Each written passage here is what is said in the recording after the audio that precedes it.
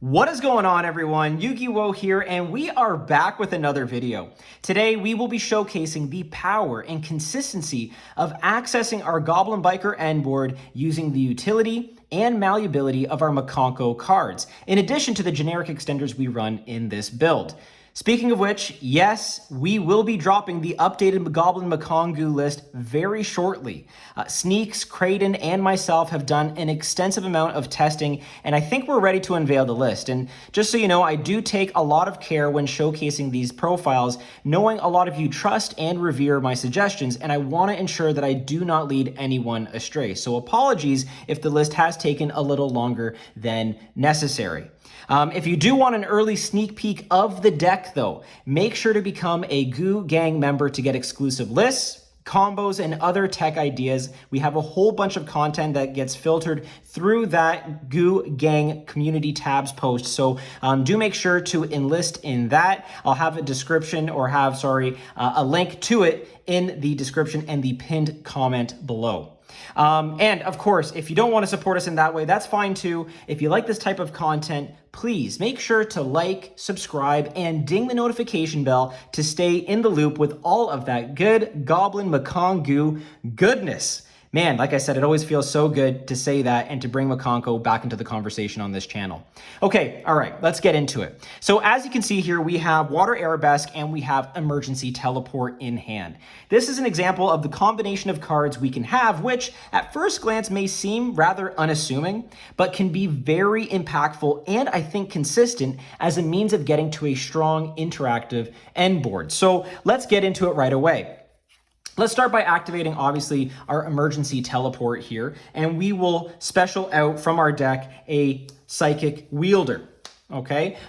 So then we're going to now equip with, to our wielder rather, our Water Arabesque. That's going to become equipped. We're going to activate Arabesque here in order to special out our favorite girl, Hare, and then the wielder will bounce back to hand. Hare is now equipped, so we're going to activate Hare to search for our first equip spell, which is Maya Wishidori. Now, you may want to choose to go the route of going Fire Dance for the revival later on in the turn. That's fine. I find, and Kraden and Sneaks have found too, that getting Maya Wishidori out early, if you don't have access to, let's say, a Braver line, is a really good means of kind of getting Maya in rotation through our graveyard. And of course, our Hare will not be banished if we're not going the Synchro route, rather if we go the Xyz route. And again, it's really nice that we can abuse the ability to kind of recur these level 3 bodies in our Mikankguus and other cards by using them as Xyz materials rather than use them for a Synchro play, in which, of course, it would be banished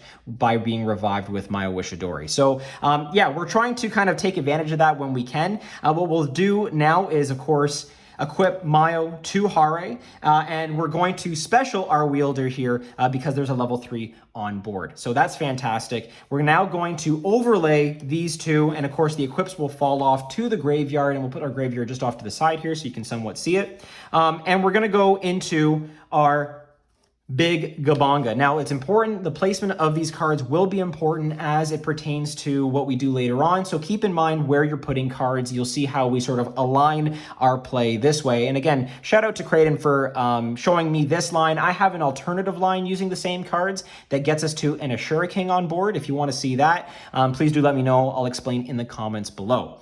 But anyway, we're going to go Gabanga effect on summon here. And as per usual, we're going to grab our Doug Charger. It's always good to see Doug in hand, and we're going to go Doug effect here to detach our Hare. That's going to be sent to graveyard, and Doug is going to special as well. We're going to go Doug effect, and that's going to allow us to grab our Grand Entrance here.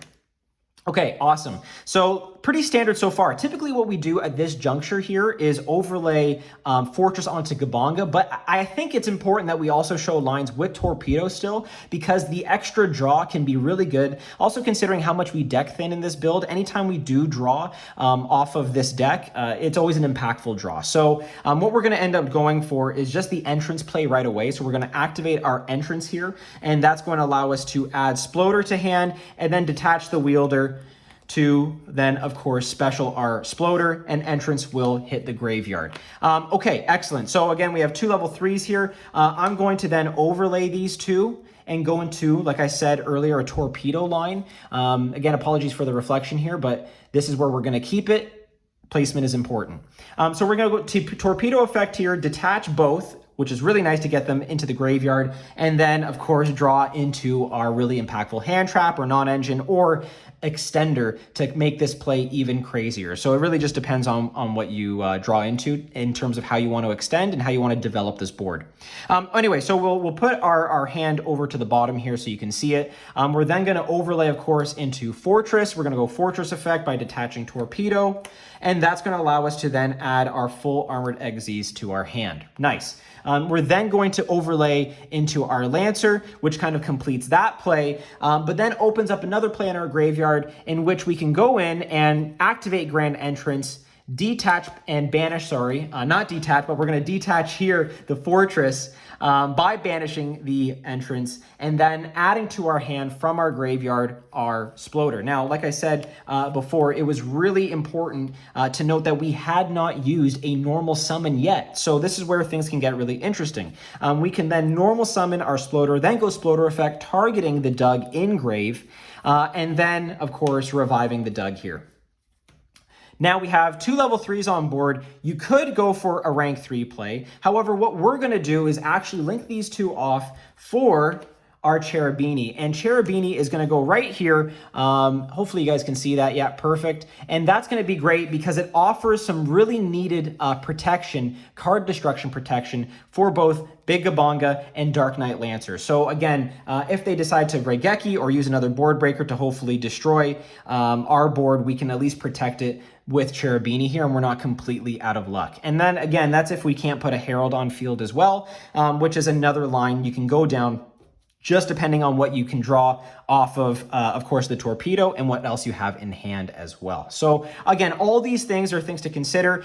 This is just an explanation and a way of showing you that even with, again, an unassuming looking hand, we can make something impactful. So again, we have Cherubini here. We're going to go Cherubini effect, and we are going to send 4 cost, which is absolutely insane, our Nian Nian, and that's going to go to the graveyard, and it's going to be ready to be used in just a moment. Of course, we're going to target it. It's going to gain 1500 attack. Whoop-de-doo. That's just good to know. So again, what we have in graveyard is really impactful. We're going to actually use our Maya Wishadori that we put there before, targeting the Hare here, and we're going to special out our Hare and equip the Maya Wishadori to it. On, of course, the summon of Hare, we're going to activate Nian Nian effect to then special itself out because a level 3 was normal or special summoned.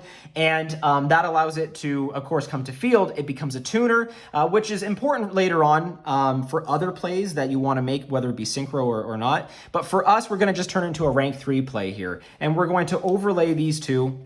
And, of course, Mile falls off into graveyard to be exploited and used again for the follow-up turn, which is absolutely nuts. But we're going to overlay these 2 into just a really good generic Cicada King, okay? And again, that's just an imperm on legs, which is really nice.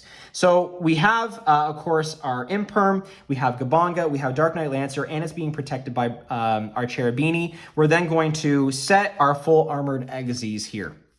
Okay, wonderful. And of course, we have already 4 cards or 3 cards in hand, which is really nice. I believe 4 cards in hand. So we're looking really good here in terms of maintaining that hand economy, had to say it, sorry. And also, of course, that advantage moving forward into a grindier game state. So let's kind of play this out just a little bit so you can see where we can pivot lines and kind of move from there. So obviously, if the opponent, does something to special summon a monster or activate an effect that, again, we want some form of interruption there, not a big deal. We can go into our graveyard here and go Sploder effect, and of course I forgot here, and as we do sometimes, always underlay Boom Mock under the Gabanga here, just to have, because it will come in handy. Now, could we still activate Sploder in that case? Absolutely we can. We still can detach from Cicada King. It can only be used once per turn anyway, so as long as it has that 1 material underneath it, you're good to go. But for our purposes, we're going to put Boom Mock under here just to give us a little bit more versatility for detaching things. And we're going to activate Sploder here by detaching specifically the Boom Mock, and that's going to special itself out. And then on a new chain, you can go Chainlink 1 Sploder, Chainlink 2 Gabanga to attach something underneath it. it if you so choose. But really we want to go Sploder, target here the Doug Charger, and that's going to special out Doug. New chain, Doug is going to add us a grand entrance again for follow-up and clapback, which is just absolutely unreal.